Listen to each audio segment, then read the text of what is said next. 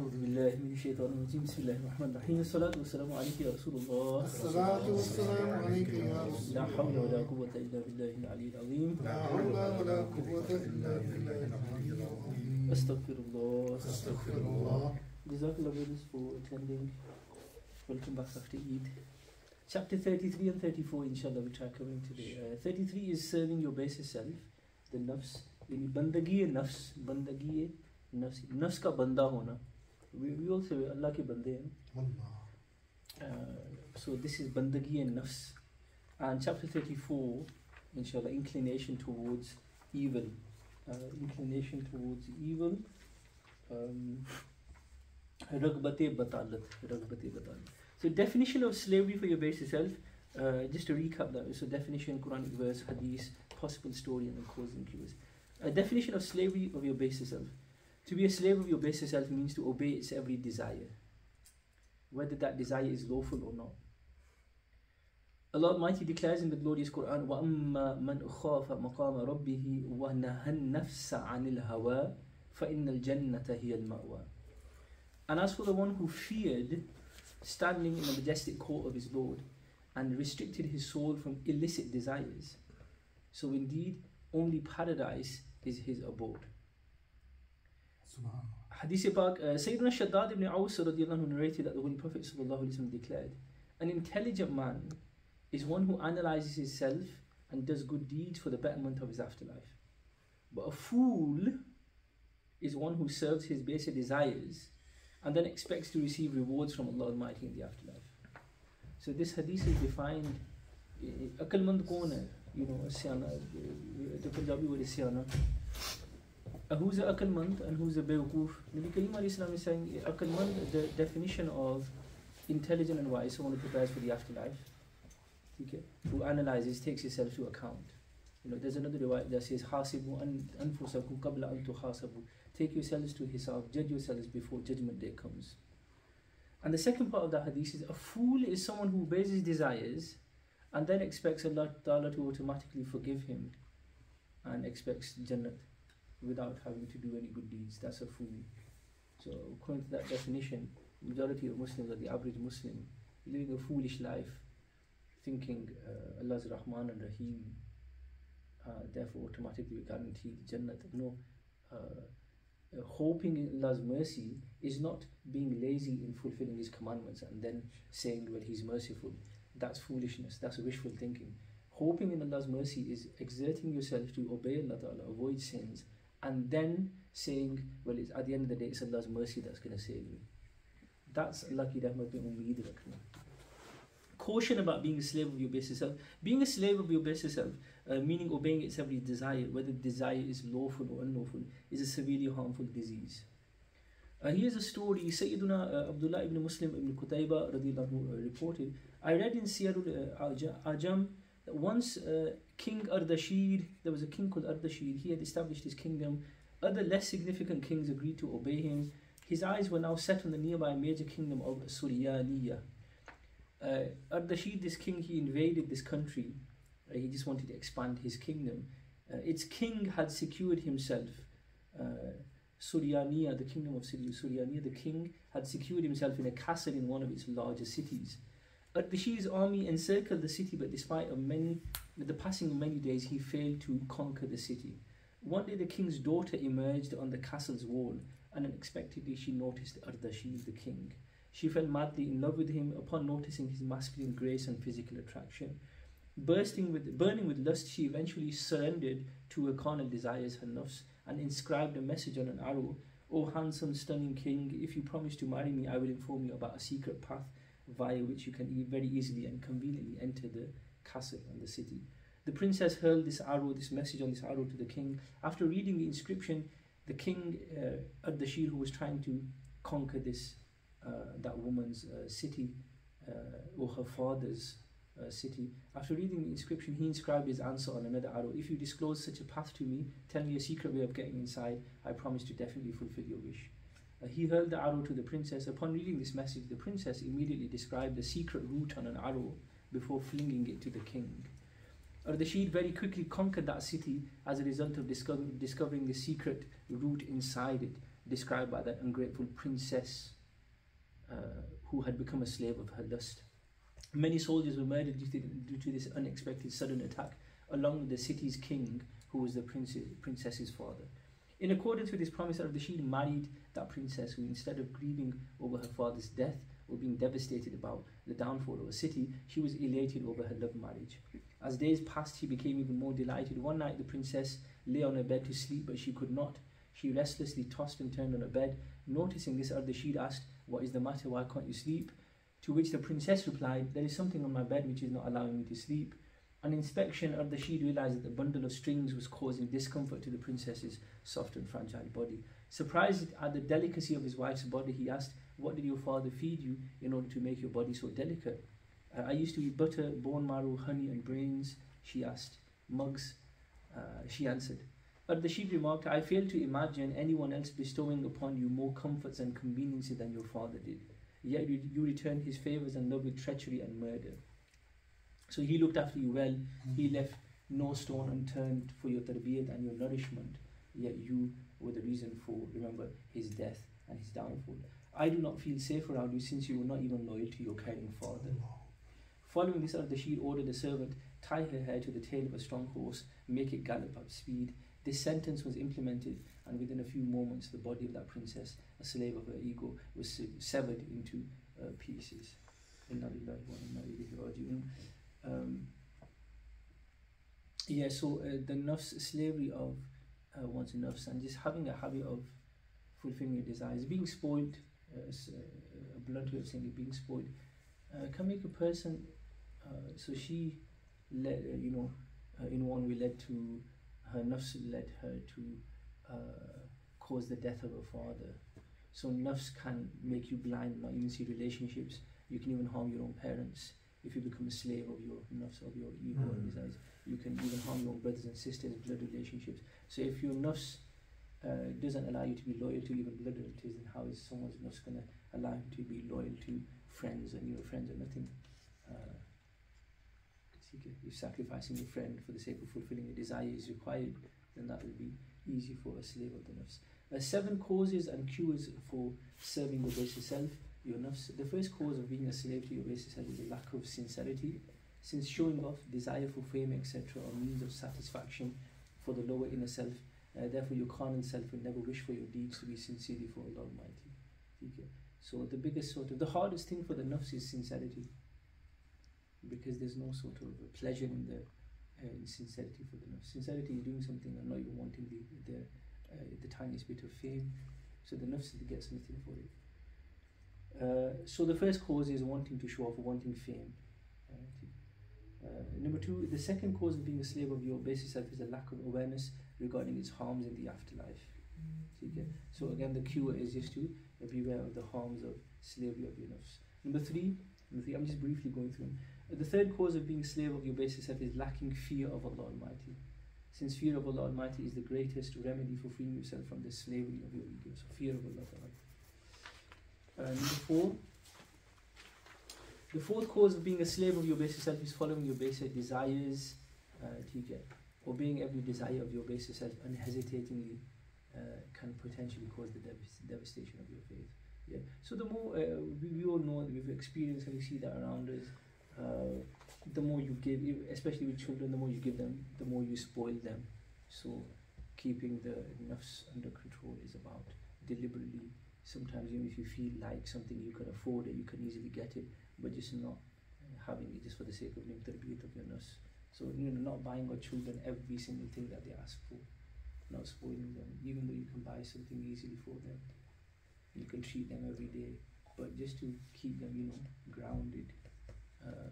Imam Ghazali says even your kids, even ourselves, sometimes deliberately bisada khana khai, very simple food. Number 5, the fifth cause of being a slave of your basic self is eating till you're full. The devil can effortlessly overpower you if your stomach is full. Consequently, you will not feel the motivation to do good deeds, rather your inclination towards sins will intensify. We've discussed this before, that filling your stomach all the time, just eating all the time, does feed the lust, it does increase your lust. It's scientifically proven as well. The more you eat, the more lust. That's why in Ramzan, रोज़े से भूख से the lust diminishes in Ramadan. It's supposed to diminish if you fast properly. You do feel a bit weaker, you feel a bit more spiritual. So yeah, definitely food does affect your ego, your anger, your... Number 6, the sixth cause of being a slave of your base self is unawareness of its deceptions. So if you're unfamiliar with your enemy's attacking strategies, how then can you possibly plan your defense strategies? So in knowing how the nafs works, remember the shaitan has a whole book of tricks. The shaitan can't really misguide you without your nafs's help. Your nafs is like, well, I was going to say your nafs is the wazir of, like the right hand man of the devil, but it might be the other way around, that the shaitan is the right hand man of the nafs. The nafs is like the elder brother of the shaitan, because the nafs even misled the shaitan. So there's shaitani waswasa and there's nafsani waswasa. Shaitan misleads the whole world, but who misled the shaitan? It was his nafs, his ego, his basis. Okay. Number 7, the seventh cause of being a slave of your basis is not having a habit of analyzing your daily routine. Okay. So not doing muhasabah. It can be highly difficult to acknowledge your flaws and your deficiencies without scrutinizing your daily routines, as well as being extremely hard to determine whether I am living my life in obedience to my creator or obedience to my ego. Okay. The cure for that is for you to analyze your ego. Alhamdulillah, that's our chapter done. And even though it's not mentioned there, it did mention knowledge, but just generally one of the causes of being a slave of our egos is ignorance. So ignorance is the root of all evils. So hence knowledge is always important to not just cure all these diseases, but every other social problem. Having the proper sound, deep knowledge of Shariat. Having proper deep knowledge of Shariat. Okay, mashallah, we do one more chapter. 34. I'll wait for another chapter. 34. Sallu ala al-Habib. Inclination towards evil. Inclination towards evil. Raghbati batalat. Definition: to be interested in evil means to find unlawful and forbidden sins appealing. Okay? So to be interesting, to enjoy haram things, Allah Almighty says in the Holy Quran, قُلْ فَكَفَى بِاللَّهِ بَيْنِي وَبَيْنَكُمْ شَهِيدًا يَعْلَمُ مَا فِي السَّمَاوَاتِ وَالْأَرْضِ وَالَّذِينَ آمَنُوا بِالْبَاطِلِ وَكَفَرُوا بِاللَّهِ أُولَٰئِكَ هُمُ الْخَاسِرُونَ. Say you, O beloved Mahbub sallallahu alayhi wa sallam, Yani, O Mahbub, tell the people, Allah is sufficient as a witness between me and you. He knows whatever is in the heavens and in the earth. And those who believed in falsehood and disbelieved in Allah, it is they who are in loss. It is they who are in loss. Blessed hadith, the beloved Rasul sallallahu alayhi wa sallam declared, the worst individual is a miser, bakhil, kanjus, who is vain.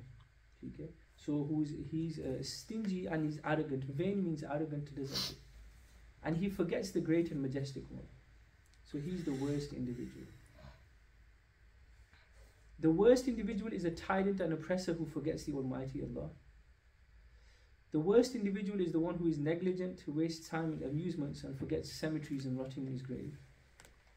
The worst individual is a transgressor who exceeds his limit and forgets his beginning and end. The worst individual is the one who deceives and fools his religion with egotistic desires. वो बंदा जो दीन, ठीक है, this last one, the one who fools his religion with egotistic desires. वो बंदा जो दीन को शहवात नफसानिया से फरेब और धोखा दे. The worst individual is the one who is driven by greed. The worst man is the one who is led astray from the straight path by his desires. And the worst man is the one who is humiliated and embarrassed by his pleasures and desires. So that is all one hadith that is in Tirmizi Sharif. Inclination towards evil, in other words, finding unlawful and forbidden sins appealing, is tremendously condemnable and harmful. A story about Hazrat Lut's nation. Sayyidina Lut alayhi salam counseled and preached to his nation. They totally disregarded him, rather they furthered their transgression. Sayyidina Jibreel alayhi salam descended with some angels in order to punish this nation. The angels arrived as guests at Sayyidina Lut's alayhi salam home in the appearance of handsome young men. Now we all know the sin that was committed by Hazrat Lut's nation. Okay? And the angels came to visit Hazrat Lut alayhi salam, but angels come in human form, so they came as very attractive men to visit Hazrat Lut. Witnessing how handsome they appeared, Sayyidina Lut alayhi salam felt deeply concerned, knowing that his nation was inclined to unlawful and forbidden acts. So in my nation, you're going to see these beautiful men, handsome men who are angels, and they're going to, their intention in my nation is going to be try to commit haram. Before long, the shameless men of the city surrounded his house and began to climb his wall with the intention of committing immoral acts with these guests. With sincere concern, Sayyidina Lut alayhi salam tried tremendously hard to persuade them and prohibit them from this indecency.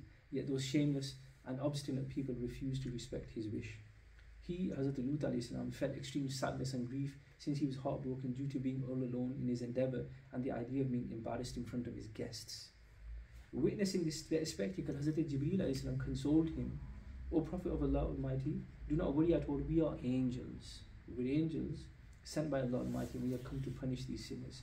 Before morning you should abandon this city with your family and follow the followers and warn your companions that none of them should turn to look back at this city, otherwise he will also be inflicted with punishment. So please leave the city by morning, we're going to put us out." Hence Hazrat Lut alayhi salam migrated from the city accompanied by his family and believers. Sayyidina Jibreel alayhi salam raised the 5 colonies of that city to the sky by lifting them onto his wings and then turning them upside down, whereby the colonies were completely annihilated and scattered on the ground. Following the stone rained fiercely upon them. Stones rained fiercely upon them. Sayyidina Lut's alayhi salam entire nation was destroyed and their corpses were scattered in pieces across the earth. One of Sayyidina Lut's alayhi salam wives was called Wa'ila. She was in actual fact a hypocrite and had befriended the shameless men of the city, so she wasn't a believer. Whilst the city was being turned upside down, she looked back and spontaneously remarked as she noticed the people being punished, "Alas, my people." When she made this remark, a stone of divine wrath struck her and killed her in that exact location. The stones that rained upon this nation were pieces of pebbles, and in each pebble was inscribed the name of the person who was annihilated by it.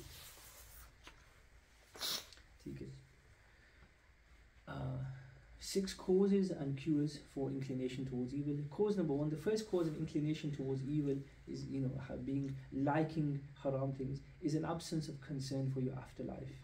If you are aware of the harmful consequences of any particular crime, then you will endeavour to abstain from it. Yet if you are unaware of or oblivious to its consequences, then you will probably end up perpetrating that crime. So we need to basically think about the afterlife. One of Shaitan's main fundamental tricks is to make us forget about afterlife. You forget about Judgment Day. When you forget about Judgment Day, you live your life as though you're never going to die, you're never going to be questioned. So making us forget the afterlife is one of Shaitan's main top 10 tricks to get us to commit sins.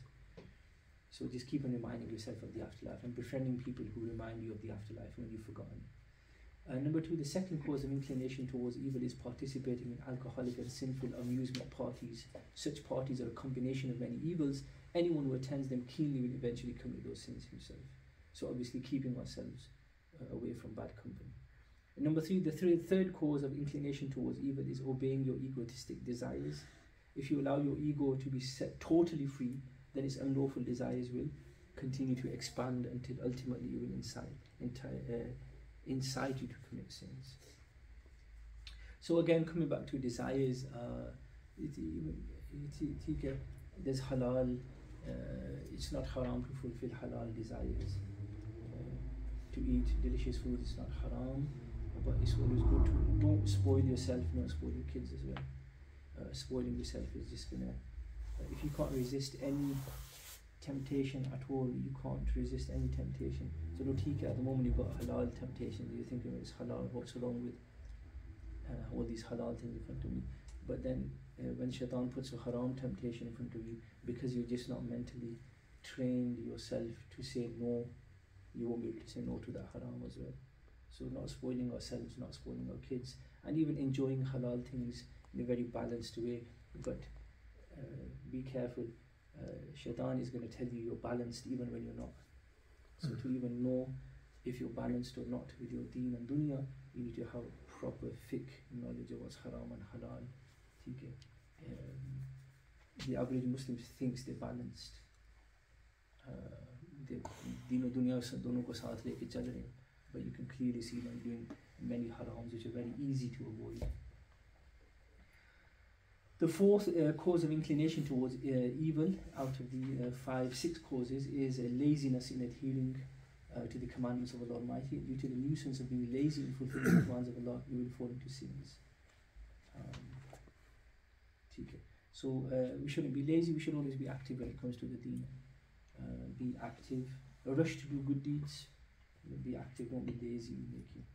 Number 5, the 5th cause of inclination towards evil is hard-heartedness. Once a person's heart becomes hard, he is devoid of the enjoyment of divine worship and finds sins appealing and delightful. And number 6, the 6th cause of inclination towards evil is unlawful glances. You're not controlling your eyes. The reason for this is that our eyes are our first body parts that stray, followed by our hearts. Dil baad mein behkta hai, pehle aankhein behkti hain. First your eyes are misguided, then the heart is misguided. Eyes are the windows of our hearts. So we usually think dil kharab ho to. We will discuss this.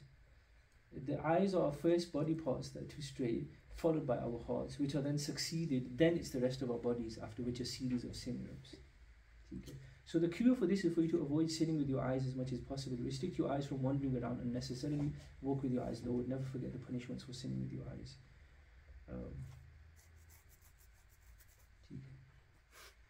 MashaAllah, that's sort of 6 causes then. But that last one, controlling our eyes. So, what's that famous? I think it's a biblical phrase as well. See no evil, or he no evil.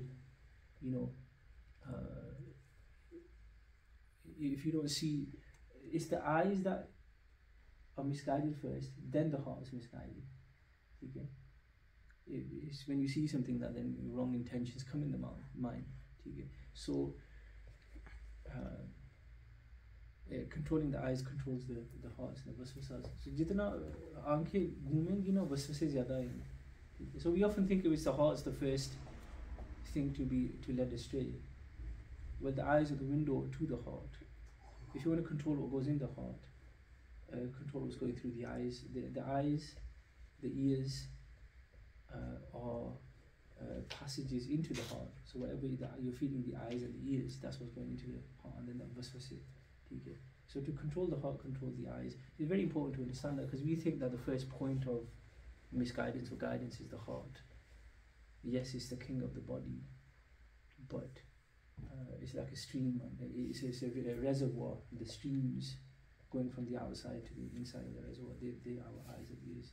So it's the eyes. पहले आँख बहकती है, फिर दिल बहकता है, फिर जो है ना बंदा गलत अमल करता है. Then the actions.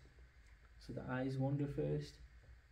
Then so controlling the eyes, keeping the eyes, controlling them as much as possible. Obviously, we're not just in the UK, even in Muslim countries, controlling the eyes is a great jihad in this day and age.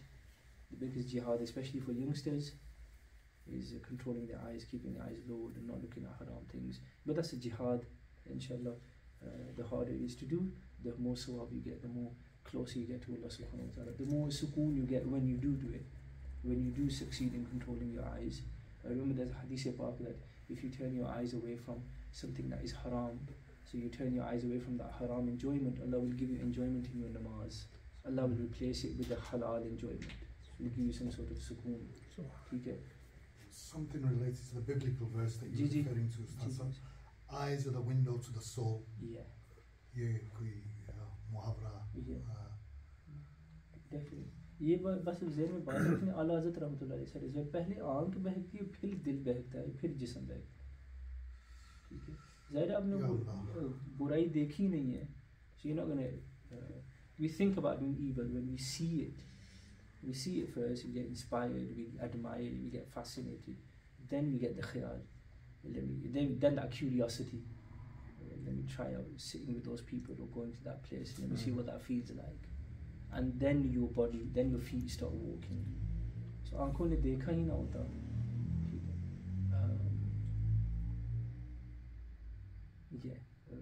We could expand on that loads. So the biggest jihad for youngsters, especially these days, is controlling their eyes. Not just youngsters, for everyone. but parda today is as important as it was in the past. Parda, controlling the eyes, our interaction with the opposite gender, bilkul, half of the interactions are not majboori, they are necessary, they can be avoided. But it's the biggest jihad, and like I said, there are many hadiths about controlling your eyes. I'll send them in the group as well. Allah Pak will replace that haram enjoyment with some halal enjoyment. Okay?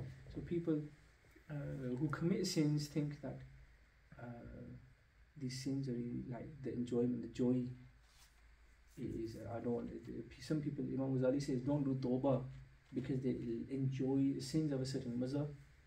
वो गीबत के बारे में ना, गीबत, backbiting has an intoxicating effect. It's like wine. So one of the reasons people don't do tawbah is because of the maza of guna, and they think, well, I'm going to have to give that maza up. And what they don't realize is that you can replace it with a halal maza. Okay. And the other thing is that the ultimate maza is in Jannah. So like focus on that maza as well. If you can't tolerate, if you can't bear the pain of giving this maza here, how are you going to bear the punishment of Jahannam? Okay. But even in the dunya, the greatest maza is of ma'rifat and hubbi ilahi, the love of Allah Ta'ala. If we really get that, getting the love, the ishq of Allah Ta'ala, the love of the Holy Prophet ﷺ, that's the greatest maza. So people who indulged in sins, they think there's no greater maza than this. That's because they've not tasted anything better. When they experience some spiritual maza which is greater than the maza of sins, then what they thought that they couldn't live without, they can very easily live without and they'll forget it. But it's all about asking Allah Ta'ala to bless us with that higher sort of maza. Sometimes a person thinks you can't live without a certain thing. I can't live without that joy or that entertainment. But when you find something greater, you forget it. You can't live without it. You just have to experience anything better than it. May Allah subhanahu wa ta'ala gives tawfiq to you. Jazakallahu khairan, la hawla wa la quwwata illa billahi al-ali al-azim. Astaghfirullah.